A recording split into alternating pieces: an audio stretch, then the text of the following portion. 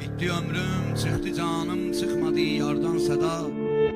Aleme saldım seda, gelmez mi dildardan seda? Ben içimden ağlaram, sessizdemin arsız mənə. Resmidir qar yağsa çıkmaz bir can qardan seda.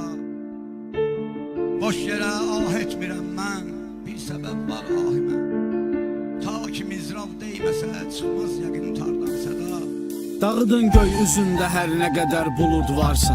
Dedilər yar gələcək, dedilər yar gələcək. Yazmasın bir gecəlik qələm kədər şeirlərini. Bir ümid var gələcək, dedilər yar gələcək. Nə yaxşı qonaq gəlmişəm işıqlı bu röyaya.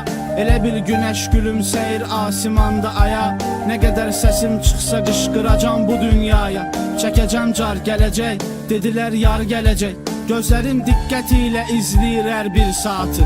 O gəlsə bircə dəfə donduraram kainatı. Gəlir ki yenidən qursun talan olmuş həyatı. Mənə memar gələcək, dedilər yar gələcək. Ürəyim yerindən çıxır, daha tək vurmayacaq. Qaranlıq olmayacaq, zülmət olmayacaq. Ruhuma din artıq soyuqlarda donmayacaq. Günəş bahar gələcək, dedilər yar gələcək. Oturub gözləyirəm, başqa da yoxdur əlacım. Bir odur ruha qida, bir odur ehtiyacım. Heç zaman meyvə verməyən mənim ol eşq ağacım. Verəcək bar gələcək, dedilər yar gələcək. Dağıdın göy üzündə hər nə qədər bulud varsa. Dedilər yar gələcək, dedilər yar gələcək. Yazmasın bir gecəlik qələm kədər şeirlərini. Bir ümid var gələcək, dedilər yar gələcək. Dünyanın halı yaman, səmada ulduz olmasa. Yaralar sızıldamaz ki üstündə duz olmasa. Dedilər gələrdi çoxdan yolları buz olmasa.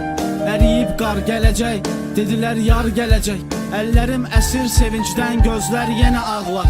Qollarım həsrətindədir ki gəlsə tez qucaqlar. Keçəcək neçə yollar, neçə səhra, neçə dağlar. Gəzib diyar gələcək, dedilər yar gələcək. Əsməsin külək, dəniz dalğalanmasın bu gecə. Görəsən hansı tərəfdən gələcəkdi gizlicə. Görəsən saçlarının, gözlərinin hali necə.